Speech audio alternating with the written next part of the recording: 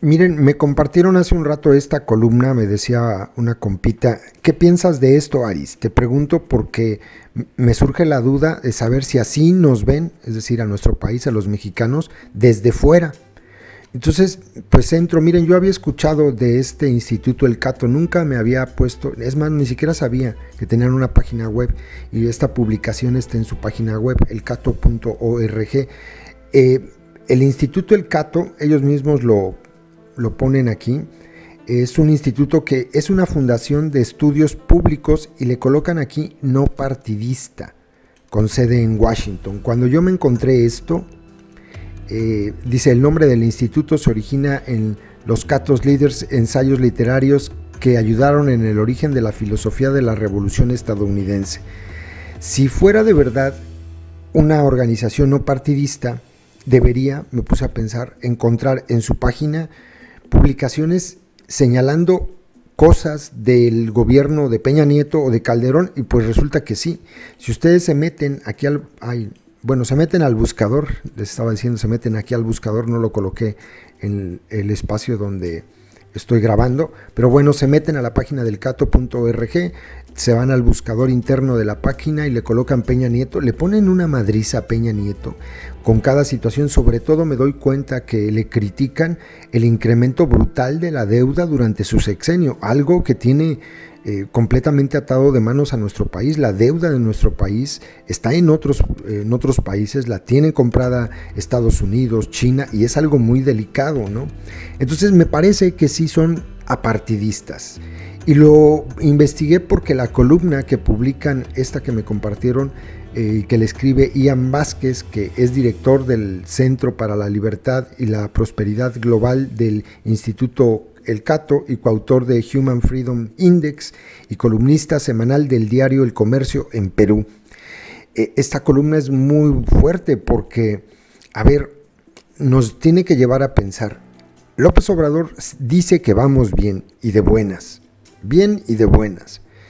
pero desde fuera se percibe otra cosa. Ian Vázquez escribe en su columna lo que yo también he escuchado y leído, por ejemplo, en el diario El País.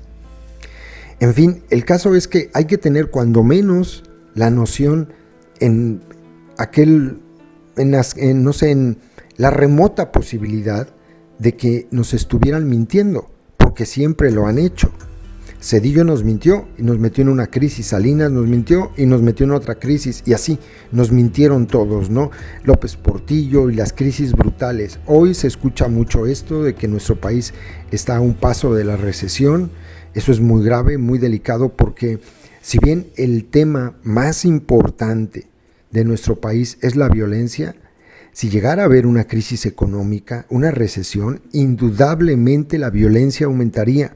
¿Cuántas personas que por desesperación o por quedarse sin trabajo llegarían a formar parte de la delincuencia organizada?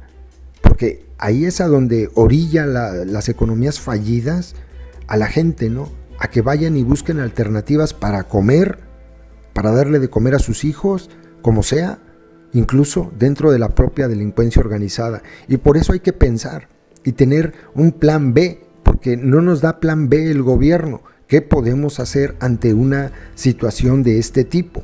Pero bueno, les comparto la columna, esa es la reflexión que yo quería hacer. Lo que escribe Ian Vázquez, pues es muy fuerte. Dice lo siguiente: el deterioro de México, ya desde el título, ¿no? Ian Vázquez comenta el marcado deterioro de la economía mexicana durante el último año y la reciente renuncia del ministro de Hacienda, Carlos Ursúa. El último año, pues, se refiere a, digamos, desde junio a junio anterior, ¿no? Ahí también le corresponde gran parte de esta responsabilidad al delincuente Peña Nieto. Dice lo siguiente: el presidente de México ha prometido un cambio tan profundo a su país que lo llama la cuarta transformación. Las otras son la independencia, la reforma que ocurrió en el siglo XIX y la Revolución Mexicana. Andrés Manuel López Obrador asegura que acabará con la corrupción al revertir el neoliberalismo, y al que culpa prácticamente de todos los males que sufre el país. Y yo ahí pues difiero de él, ¿no? Porque lo que se tiene que combatir realmente primero pues es el neoliberalismo, ¿no? y ese obviamente tiene como una de sus hijas bastardas a la corrupción. Y yo creo que es al revés. Sin embargo, pues las políticas económicas de López Obrador, desde mi punto de vista, muchas no son antineoliberalismo. Continúo y hace dos preguntas, Ian Vázquez. ¿Será que la corrupción llegó a México solo en los 90 con la apertura económica y no existió antes, durante las 7 décadas del reinado del Partido Revolucionario Institucional, o acaso desde la conquista? ¿Será que el nacionalismo de izquierda de AMLO terminará siendo distinto en su forma de gobernar y sus resultados que otros experimentos populistas recientes de nuestra región? Parece que no. La más reciente y significativa señal de que las cosas no andan bien se dio la semana pasada. Renunció inesperadamente el ministro de Hacienda, Carlos Ursúa. Su carta de renuncia denunció la falta de sustento con base en la evidencia a la hora de tomar decisiones de política pública. Advirtió que las decisiones tienen que ser libres de todo extremismo y que no lo han sido, y señaló, además, la imposición de funcionarios que no tienen conocimiento de la hacienda pública. Esto último lo atribuyó a un patente conflicto de interés, que ya supimos que el conflicto de interés se llama Alfonso Romo. En una breve carta, lo supimos porque él mismo lo dijo en la entrevista que le dio a Proceso, búsquenla, ahí dice, el conflicto de interés pues es con Romo, ¿no? En una breve carta, el ministro desacreditó al presidente en lo que muchos consideran sus suertes. Ursúa lo acusó de implementar políticas mal concebidas y dañinas para el país y de posiblemente fomentar la corrupción, pues el conflicto de interés es eso. En una entrevista días después, el economista de izquierda aclaró que el empresario y ahora jefe de gabinete de AMLO, sin consultarle, nombró a gente cercana en puestos importantes que deberían responder al ministro de Hacienda.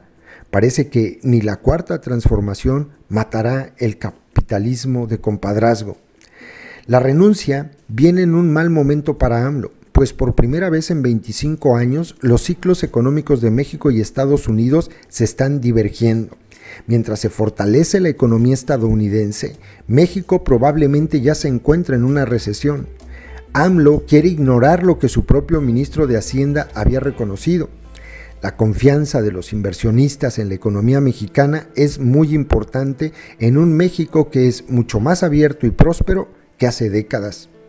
AMLO ya detuvo la prometedora reforma energética del gobierno anterior, canceló arbitrariamente a mitad de camino la construcción del aeropuerto de la Ciudad de México y está invirtiendo miles de millones de dólares en una refinería de Pemex cuando dicha empresa estatal está en serios aprietos económicos. Reporta Ursúa que cuando se opuso a decisiones de AMLO, el presidente lo acusó de neoliberal. Hasta ahora, AMLO ha promovido su agenda sobre la cúspide de su alta popularidad, pero una encuesta este mes encuentra que esta ha caído de 78% a 47% en poco más de 7 meses. Durante ese lapso se ha dedicado a debilitar instituciones independientes y contrapesos institucionales. Al mismo estilo de Trump, por ejemplo, ha atacado a la prensa y a periodistas que lo critican. Les advirtió que si se pasan, ya saben lo que pasa. Defensores de la libertad de prensa advierten que el discurso del presidente puede estar fomentando la autocensura. Tampoco ayuda a AMLO que la violencia, una de las preocupaciones más importantes de los mexicanos, se haya disparado durante su gobierno. Todo esto suena muy parecido a otras experiencias populistas en la región. Si nos guiamos por esas, deberíamos estar más preocupados. Es muy fuerte, ¿no?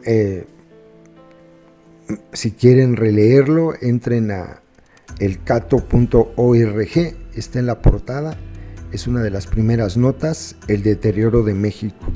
Y leyéndola despacito probablemente encuentren que mucho de lo que dice, son poquitos párrafos, mucho de lo que dice es verdad, es una gran verdad. Y entonces, si se trata de esto, híjole, pues deberíamos estar preocupados. Está bien, yo sé que la gente que sigue a López Obrador cree que se acabó todo el problema con que él llegara así, pues, pero no podemos confiar y meter las manos en el fuego por un político, llámese como se llame. Eso no importa. La clase política no es igual a nosotros. Entonces hay que pensar en esa posibilidad que para los seguidores de López Obrador es remota, para otros como yo, pues no, ahí está, es patente, puede ocurrir. Y para ustedes y para mí, pues tendríamos que estar cuando menos preparados o preocupados u ocupados en tratar de tener cuando menos un plan B, porque ese no llegaría desde el gobierno. Es algo verdaderamente preocupante.